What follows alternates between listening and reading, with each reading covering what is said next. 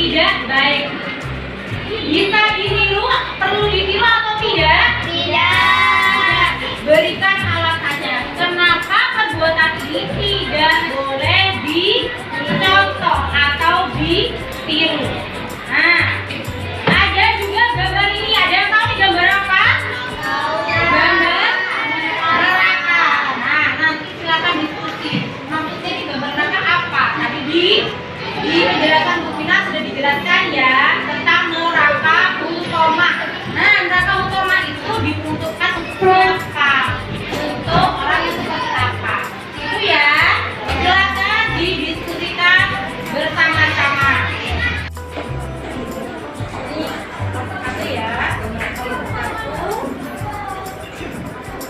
Gambar untuk kelompok 2. Ya, kelompok 3 ya. Ini gambar untuk kelompok 4. Kelompok 5 ya. Silakan didiskusikan bersama teman-temannya. Nanti didiskusikan ya teman-temannya ya. Baik, sudah selesai atau diskusinya? Sudah ya, sudah. Ada kesimpulan dari gambar-gambar ini, Bu? Ya. Untuk berikutnya, di sini Bu Vina mau kalian untuk menunjuk satu orang dari setiap kelompok menjelaskan gambar tersebut, dijelaskan ke depan. Dan disiapkan untuk yang maju ke depan ya, untuk presentasi dari kelompok 1.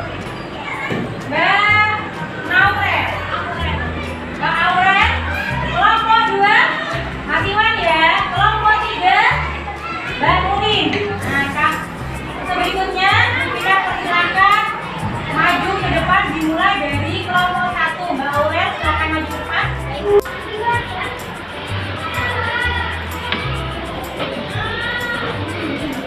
Hasil diskusi kami, perilaku pada gambar ini yakni bersikap meremehkan dan menghina orang lain, termasuk perilaku yang tidak patut ditiru, karena menghina orang lain membuat sakit hati orang yang mendengarnya, sehingga terjadi permusuhan dan itu dilarang oleh Allah Subhanahu wa Ta'ala. Allah, bagus. Terima kasih Mbak Aurel. Selanjutnya kelompok 2. Ada Mas Iwan, silakan. Hasil diskusi dari kelompok kami adalah ini adalah contoh ilustrasi neraka utama. Neraka ini akan ditempatkan oleh orang yang serakah, tidak mau bersedekah dan mementingkan hidupnya sendiri. Selanjutnya kelompok 3. Perwakilannya adalah Mbak Nurin. Kepada Mbak Nurin, kami Hasil diskusi kami, perilaku pada gambar ini yang bersikap sopan dan santun, termasuk perilaku baik yang patut untuk ditiru, karena menghargai orang lain mendatangkan manfaat bagi kita dan orang lain, seperti semakin rukun dan terhindar dari permusuhan. terima kasih Mbak Nurin. Alhamdulillah.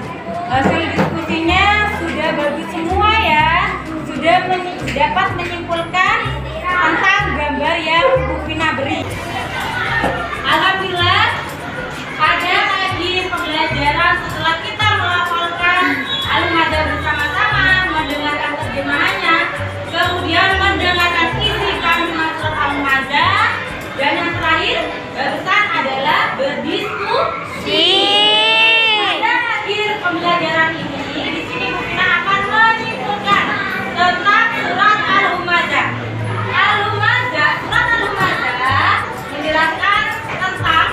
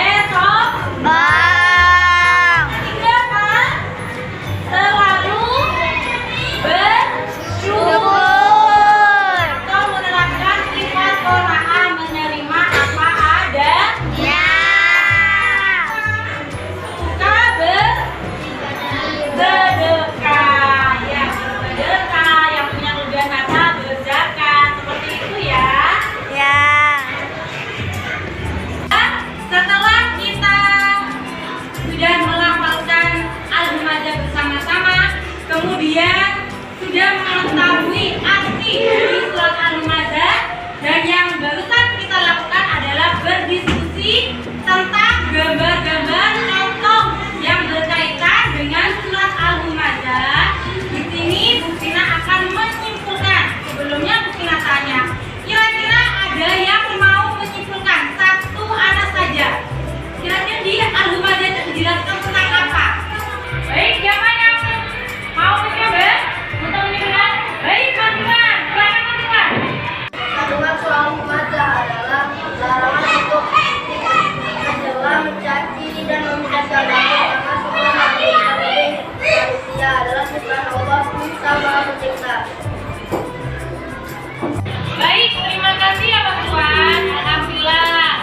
Insya Allah dengan pembelajaran hari ini kalian sudah mengerti tentang isi kandungan surat Al-Humazah. Ya. Di sini Bu Vina akan melengkapi kesimpulannya ya.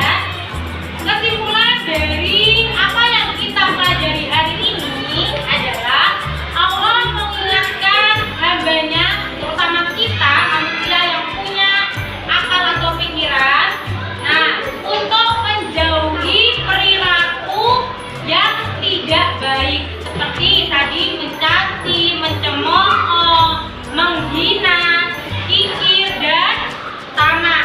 Nah, untuk terhindar dari perilaku-perilaku tercela tersebut, maka apa yang harus kita lakukan? Yang pertama yaitu berkata baik atau menjaga lisan atau mulut kita. Jadi ucapkan yang baik kepada orang tua, kepada teman, dan kepada orang lain. Yang kedua yaitu tidak boleh sombong. Karena orang yang tamak itu biasanya identik dengan sombong. Jadi jangan sombong. Yang ketiga yaitu menunjukkan sifat qanaah. Qanaah itu apa? Menerima apa yang kita dapat, apa yang kita punya. Kalau rezekinya segitu, ya harus bersyukur. Tidak boleh ingin yang lebih, disyukuri. Yang terakhir yaitu suka bersedekah. Dan tadi ciri-ciri orang tamak adalah dia suka dengan harta sehingga tidak mau bersedekah. Nah, bagaimana kita agar kita terhindar dari sifat tamak? Yaitu rajin bersedekah. Meskipun cuma sedikit, tapi kalau bisa disedekah.